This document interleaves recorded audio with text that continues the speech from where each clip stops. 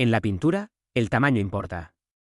Desde diminutas miniaturas que caben en la palma de una mano, hasta lienzos monumentales que ocupan paredes enteras. El tamaño de una obra de arte no es solo una cuestión de espacio, sino de impacto, técnica y significado. Además forma parte de su ADN, definir el tamaño de una obra sirve para identificarla dentro de una serie larga, cuando el título de esta no existe o es impreciso, por ejemplo en un paisaje o en una composición. Pero, ¿por qué algunos pintores eligieron formatos pequeños y otros apostaron por murales gigantescos? ¿Cómo influye el tamaño en la percepción de una obra? Hoy, en Arts Mundi, exploramos la escala en la pintura y cómo ésta ha marcado la historia del arte.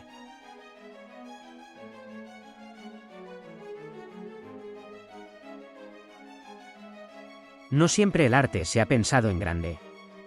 A lo largo de la historia, muchas obras fueron creadas en formatos pequeños, ya sea por motivos prácticos, estéticos o religiosos. Pero, ¿qué ventajas tenía pintar en pequeño? En la Edad Media, los libros ilustrados eran auténticas joyas en miniatura. Los monjes copistas decoraban manuscritos con diminutas escenas religiosas, a veces más pequeñas que la palma de una mano. Estos pequeños tesoros permitían que la devoción y el arte viajaran fácilmente. Cada página era una obra maestra en sí misma, con pigmentos extraídos de piedras semipreciosas como el lapislázuli y detalles dorados que brillaban a la luz de las velas. Aunque su tamaño era reducido, su impacto visual y simbólico era enorme, transmitiendo historias y enseñanzas en una época en la que pocos sabían leer. Más tarde, en el Renacimiento, los retratos pequeños se volvieron populares. Eran fáciles de transportar y permitían a la aristocracia llevar consigo la imagen de sus seres queridos. Hans Holbein el Joven, por ejemplo, pintó retratos en miniatura como este del rey Enrique VIII, que cabía perfectamente en un pequeño estuche. Algunos artistas utilizaron el pequeño formato para experimentar con la perspectiva. Un gran ejemplo es el autorretrato en un espejo convexo de Parmigianino, donde la curvatura del reflejo distorsiona la imagen en un espacio reducido. Otros, como Jan van Eyck, usaron el pequeño formato para alcanzar un nivel de detalle impresionante. Su retrato de un hombre con turbante rojo mide solo 25 centímetros de alto, pero cada pliegue y cada sombra están meticulosamente trabajados. El pequeño formato se siguió utilizando a lo largo del tiempo. El cuadro más pequeño expuesto en el Museo del Prado data de 1849, y retrata a Carlos Ortiz de Taranco. Otra obra pequeña más moderna es, por ejemplo, La persistencia de la memoria de Salvador Dalí de 1931.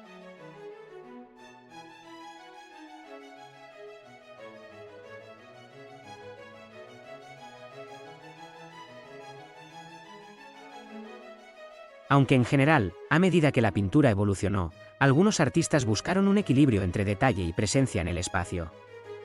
Así nacieron los cuadros de formato mediano. ¿Te imaginas cuál es el más famoso? Si hay un cuadro que representa el equilibrio perfecto entre tamaño y detalle, ese es sin duda la Mona Lisa. Con apenas 79 centímetros de alto y 53 centímetros de ancho, es más pequeña de lo que muchos imaginan, pero su impacto es gigantesco. Para que te hagas una idea, la Mona Lisa no es más grande que un televisor promedio. Sin embargo, su expresividad, la suavidad de sus sombras y la profundidad de su mirada la han convertido en una de las obras más estudiadas y admiradas del mundo. Otro gran ejemplo de este formato es El Caballero de la mano en el pecho, de El Greco. Con su elegante sobriedad y su intenso claroscuro, este cuadro de apenas 82 por 66 centímetros sigue transmitiendo una enorme solemnidad siglos después de haber sido pintado. El formato mediano también era ideal para retratos más íntimos, como La joven de la perla, de Vermeer. Este cuadro de 44 por 39 centímetros es prácticamente del tamaño de una hoja A3, pero ese tamaño es suficiente para explicar cómo la luz que envuelve a la modelo y su misteriosa expresión lo convierten en un icono universal. Pero el formato mediano no se usó solo para retratos. En el siglo XIX, los impresionistas lo aprovecharon para capturar la fugacidad de la luz y el color. En impresión, Sol naciente, Monet utilizó pinceladas sueltas y vibrantes en un lienzo de 48 por 63 centímetros, logrando una escena llena de vida y color.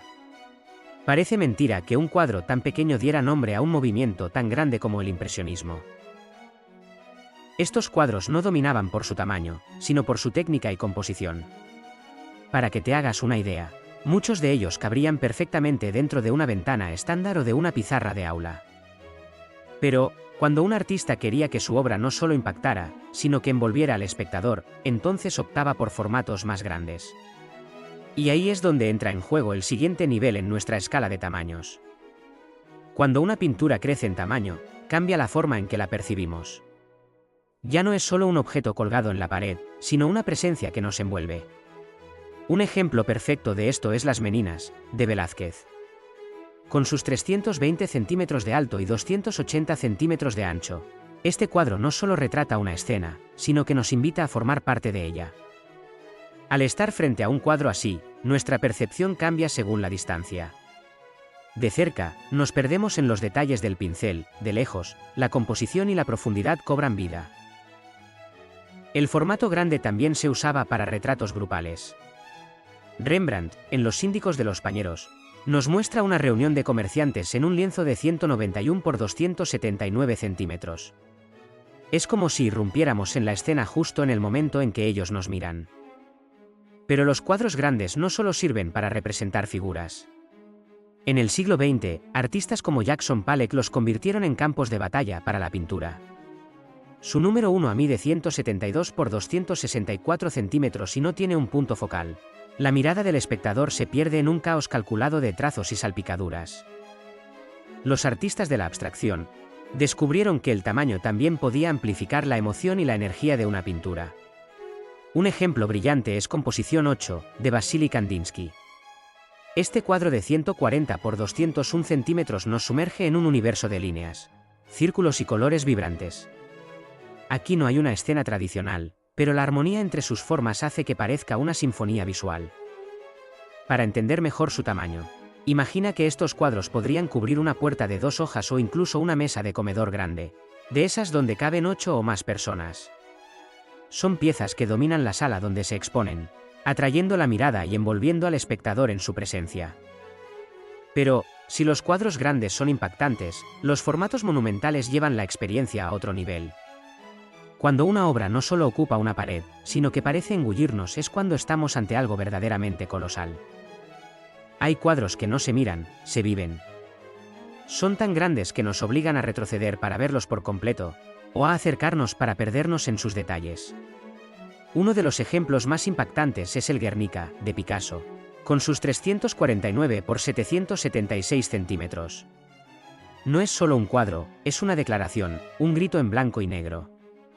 Desde lejos, su composición nos abruma con su dramatismo. De cerca, cada trazo y cada gesto de los personajes nos arrastran al caos de la guerra. Otro ejemplo es La Libertad guiando al pueblo, de Delacroix. Con 260 por 325 centímetros, esta obra no es solo una pintura, es un símbolo de revolución. Su tamaño y su composición hacen que sintamos el avance del pueblo como si estuviéramos dentro de la escena. Algunas pinturas monumentales se concibieron como piezas de un conjunto mayor. La Batalla de San Romano, de Uccello, mide 182 por 320 centímetros, pero originalmente formaba parte de una serie aún mayor, como si fuera un fragmento de una historia que continúa fuera del lienzo. Si las obras grandes pueden cubrir una puerta, estas podrían reemplazar por completo una pared o incluso el tamaño de una valla publicitaria. Son pinturas diseñadas para impactar desde cualquier punto de la sala. Pero, cuando la pintura se expande más allá de un marco y cubre techos y muros enteros, entonces pasamos al nivel máximo, el arte mural, donde el espacio y la obra se convierten en una sola cosa. La pintura deja de estar enmarcada y se funde con la arquitectura, su impacto se multiplica. La Última Cena, de Leonardo da Vinci, es un fresco de 460 por 880 centímetros que cubre toda la pared de un refectorio. No es solo una pintura, es una escena que hace empequeñecer a quienes la observan. Debemos incluir en esta lista El Juicio Final, con sus 1370 por 1200 centímetros. El Juicio Final de Miguel Ángel no es solo una pintura, es un universo en movimiento. Este fresco monumental cubre toda la pared del altar de la Capilla Sistina, envolviendo al espectador en un torbellino de más de 300 figuras que parecen ascender y caer en un drama cósmico. Como puede comprobarse en esta comparación, el tamaño de estas obras es enorme, solo así, nos podemos hacer una idea de la enorme complejidad y del enorme esfuerzo que conllevaba realizar estos trabajos. Al alcance solo de unos pocos. Desde ilustraciones minúsculas que caben en la palma de una mano, hasta frescos que cubren muros enteros. El tamaño en la pintura no es solo una cuestión de dimensiones, sino de impacto, de intención y de experiencia. Cada cuadro, sin importar su formato, está diseñado para comunicarse con nosotros de una manera única. Algunos nos invitan a la intimidad, otros nos atrapan en su inmensidad. Al final, el arte no se mide en centímetros, sino en la emoción que despierta en quien lo contempla. Si te ha gustado este recorrido por la historia del arte, dale like, suscríbete y acompáñanos en el próximo vídeo de Arts Mundi. Saludos.